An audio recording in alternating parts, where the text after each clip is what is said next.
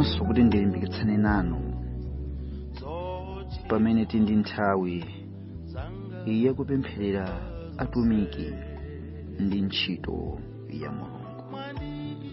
Chinthu ichi chimene tichitachi ndicho chimene Yesu adalankhula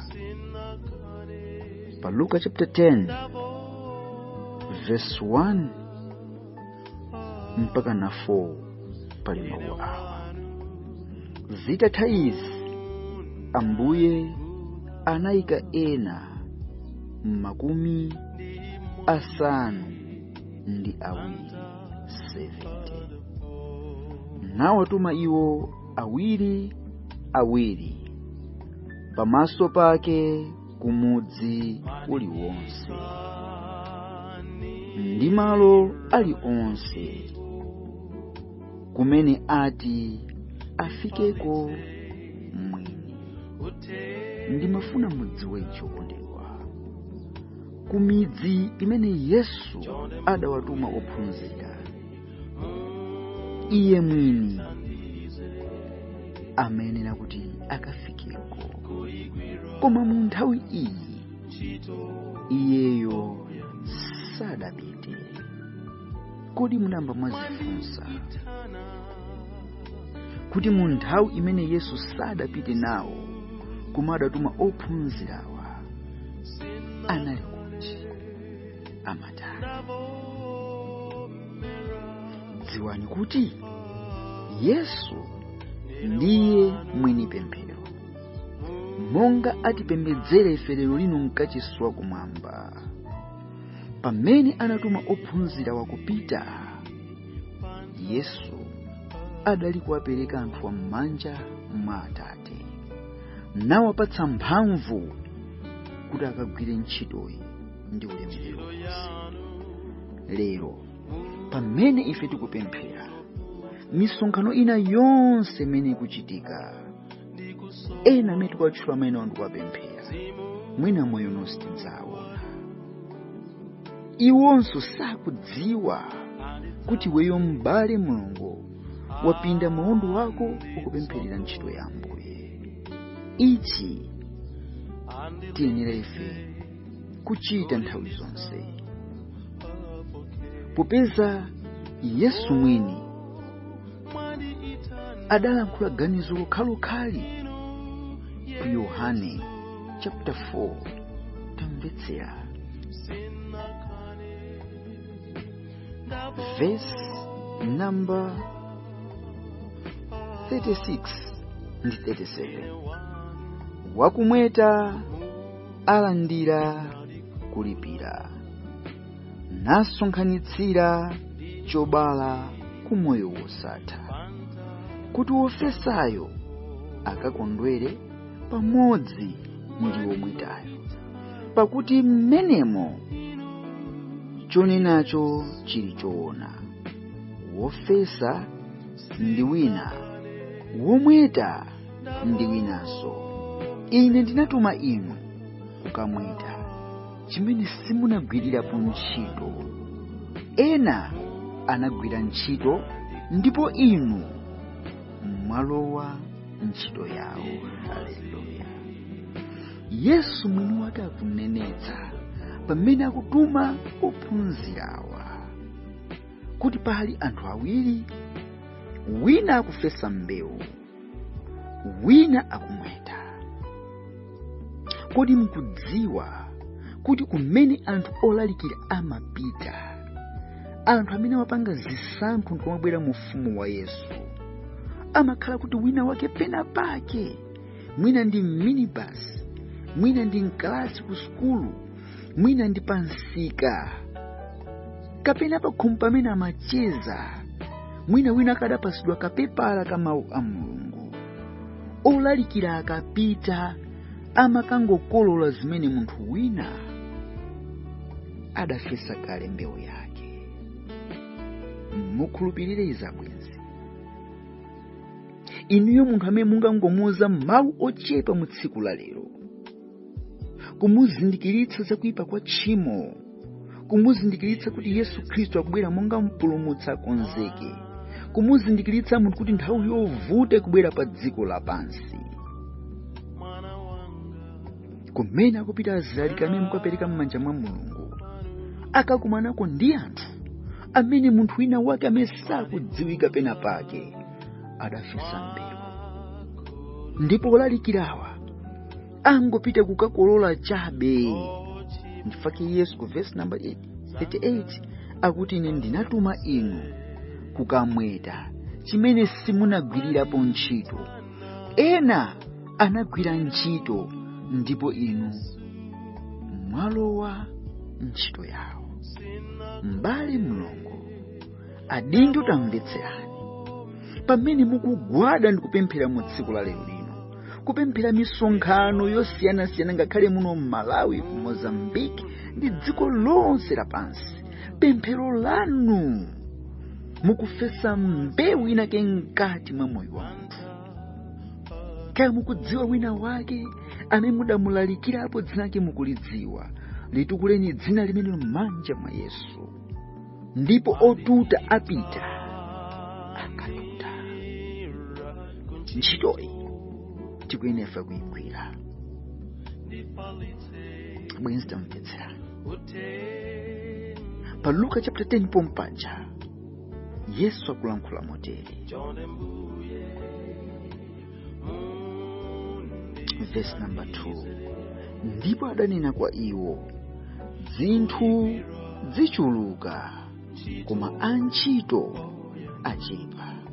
Potero pemphani mwini zinthu kuti akankhe antchito kukututa kwake. Malimva ganizoli.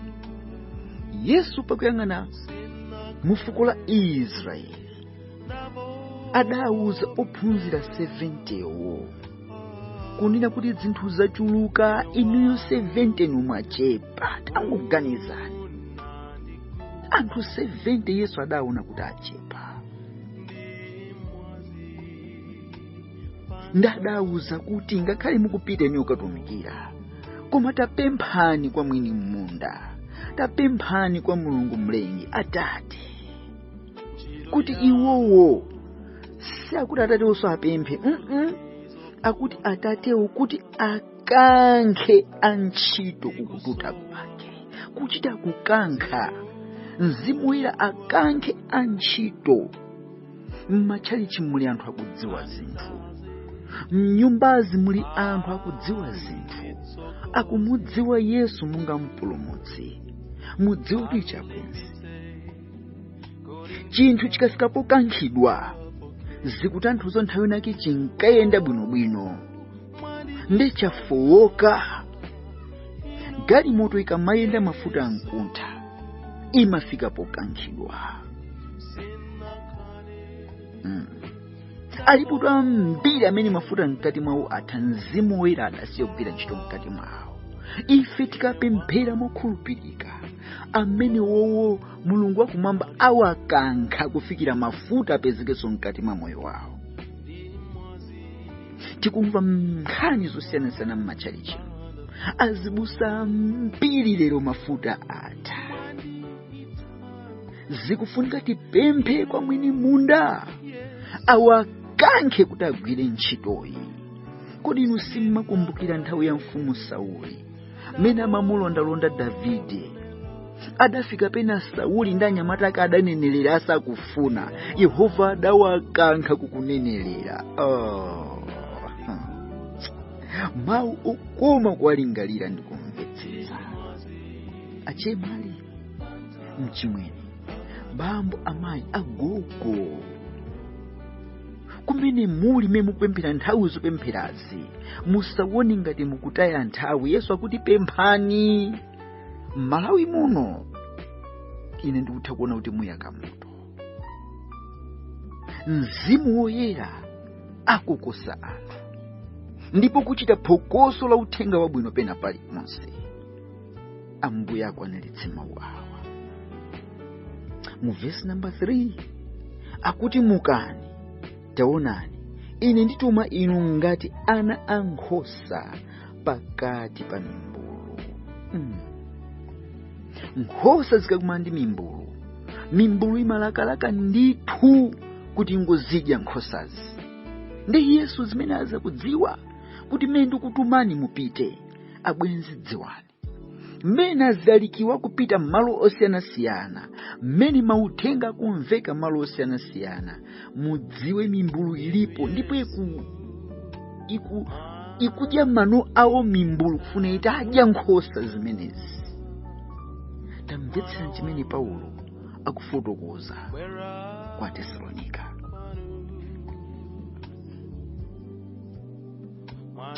2 Atesalonika chapter 3 verse 1 ndi 2. Chotsalira abale, mutipempherere kuti mawu a Ambuye athamange nalemekezedwe monganso kwanu. Kodi mukudziwa tikamasala kudya ndi kupempherera ntchito ya Mulungu, mawu a Ambuye athamanga. Akamathamanga kupita kwina, Ambuye alemekezedwa. Komanso ngakhale ife tidzapeza chakudya choyenera. Verse number 2. Ndikuti tilanditsidwe manja anthu osayenera ndi oyipa. Mwapamva amenepa? Pakuti si onse ali nacho chikhulupiriro. Haleluya. Yesu akuti ndikutumani monga nkhosa pakati pa mimbulu. Mzimu Woyera mwa Paulo akunenetsa kuti niyo mupemphere kuti Ambuye atilanditse m'manja anthu, atilanditse m'manja a mimbulu. Akuti anthu osayenera ndi oyipa. Mu dziko la Malawi, Mozambique, Zambia kula anthu oyipa amene sakufuna kumva uthenga, angofuna atakhadzula azilaliki, angofuna atakhadzula nkhosazi. M'matchalichi mwali moterowo. Abwenzi, kunja kuno kuli majesuiti amene amadana ndi choonadi cha Mulungu wamwamba, amene akupondereza zochitika za mchechi. Abwenzi, tamumvetsera. Yesu akutuma ife kugwira ntchito yake.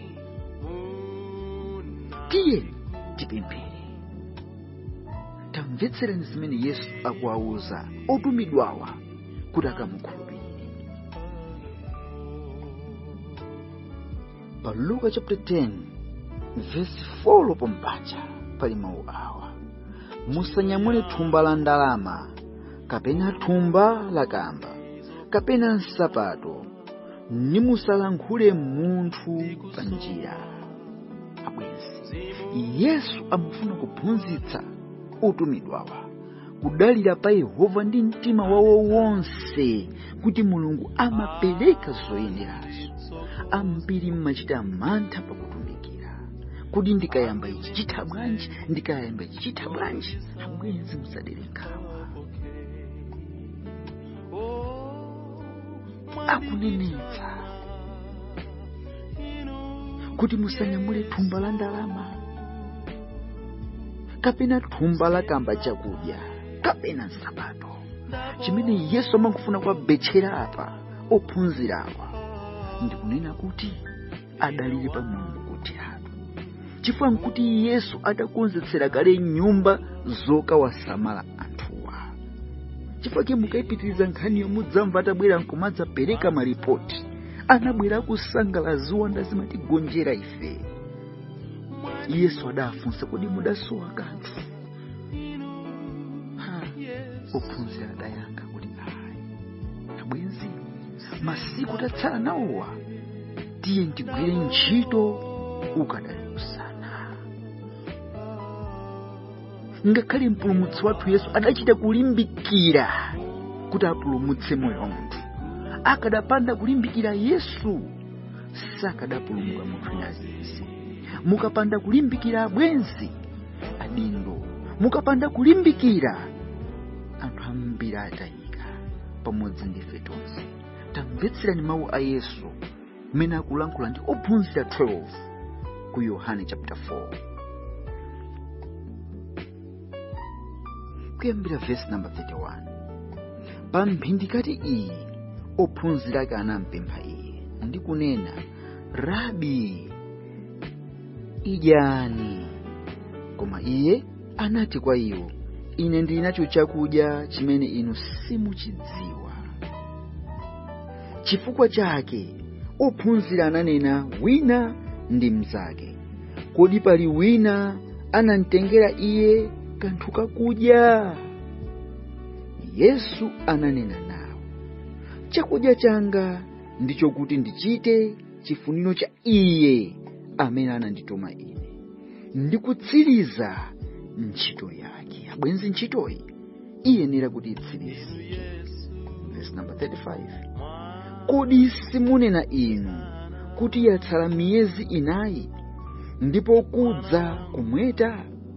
Onani ndinena kwa inu, kwezani maso anu nimuyang'ane minda kuti mwayera kale kufikira kumweta. Wakumweta alandira kulipira, nasonkhanitsa chobala ku moyo wosatha, kuti wofesa akakondwere pamodzi ndi omwetayo. Abwenzi, mukaliyang'ana dziko lapansi, zonse zimene anthu tikumagawana ma WhatsApp, ma TikTok ndi mbali zosiyanasiyana, mukatsegula wailesi zimene mukumazimva, pamene nkhondo ku Ukraine ikadalikitikabe, pamene nkhondo yambaswano kutsendera ku Israeli, pamene tsopano ku China ayamba kupanga njira zopanga anthu, pamene tsopano timankhwala toti munthu akhoza kumeza tikupangidwa, kuti akameza tizisungunuka muthupiri, kenako munthu adzipangidwa traki aziunikidwa ndi ma satellite, pamene katemirango wabweranso, pamene matenda akalekale ayambanso kutuluka. Utukule mutu wako m'bale, ndi uyang'ane m'minda, upeza kuti m'minda mwayera. Abwenzi, Yesu akubwera. Titsirize ntchitoyi, tigwire ntchito ya amene adatituma. Popeza Yesu akunena kuti wofesa ndi wokolola omweta onsewa adzakondwera moyo wosatha.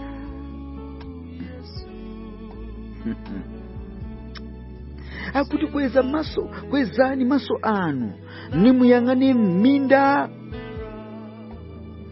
kuti mwayera kale kufikira kumweta. Wakumweta alandira kulipira, nasonkhanitsira chobala ku moyo wosatha. Nkhani yagona pano simpikisano, koma zonse zimene tisonkhanitse mukapemphera tikalalikira, zonse tikusonkhanitsira ku moyo wosatha. Abale yanga tamvetserayi, tipemphere ntchito ya Mulungu. Kaya ndi chuma, tiperekeni chuma chathu ku ntchito ya Mulungu. Ndikulimbikitseni mudzionetsetsa kuti mukapeza ndalama, kaya ndi 1000 kwacha, tenganipo ndalama ine ipite kuutumiki. Mukapeza 10,000 kwacha, tenganipo kandalama kochepa kapite kuutumiki. Mindamu mwayera kale, mwayera kale. Taona anthu mene akuyitanira kunjaku kufuna misonkhano, ena afe timagona mochedwa kulandira mafoni osiyanasiyana. Mawiki apitawa munthu ina adandimbira foni, akukhetsa misonzi, kulira, munthu akumveka kulira pa foni, akuti mkati mwake akumva kuyitanidwa, anangokumanizana ndi uthenga wa ukwati wakonzeka, akadali mbasi. Abale yanga, minda mwayera kale, dzithu dzacha. Tipemphere kwa mwini munda kuti akankhe antchito zokolola zisonongeke zinthu m'minda, zinthu zonongeka zikadali minda. Pano ku Malawi tikukolola, anthu chimanga akuchotsa m'minda. Kodi chimanga mukachisiya munda chitakhwima osakachotsa, kodi mawawa a mvula mu Juni akayamba sichonongeka? Abwenzi, ni nthawi yakukolola. N'chifukwa choti Mulungu watipatsa uthenga munyengo ino kuti ukwati wakonzeka, chifukwa zonse zili mchimake, zonse zili mchimake. Tsiku la lero mitu kusala kudya ndi kupemphera, dziperekeni ndi mtima wonse. Mulipo ofesi, dziperekeni ndi mtima wonse. dzipempherani paliponse pamene muli kuti dziko la Malawi kuwala kwa ngelo kuonekere. Mozambiki kuwala kwa ngelo. Ku Mozambiki anthu akutembenuka mochititsa mantha, mipingo ikutembenuka kusiya kupemphera Sande kupemphera la Sabata kunja kwacha. Ambuye akulimbikitseni. Tikumananso mchigawo china cha pemphero kuyambira 12 koloko. Mtendere wa Ambuye Yesu Khristu upambana chidziwitso chonse ukhale nanu. Tamvetsera kanyimbo kamene Bobo adayimba akuti mwandiyitana. Ine sindakane. Ngakhale mu ntchito muli zovuta zambiri, ndikupempha Mzimu wanu kuti andilimbitse. Iwe kudukitana kukumva usankha kutani. Khale nanu mu dzina la Yesu Khristu. Ndine wanu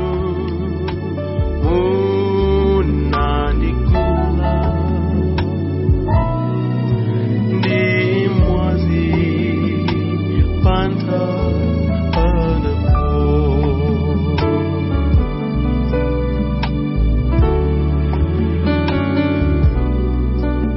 Ntchito yanu mulizofuta, ndikusowa Mzimu wanu andidzaze anditsogoze andilimbitse kuti ndisafoke. Oh, mwandiyitana inu Yesu, sinakane ndavomera. Ndine wanu munandikula,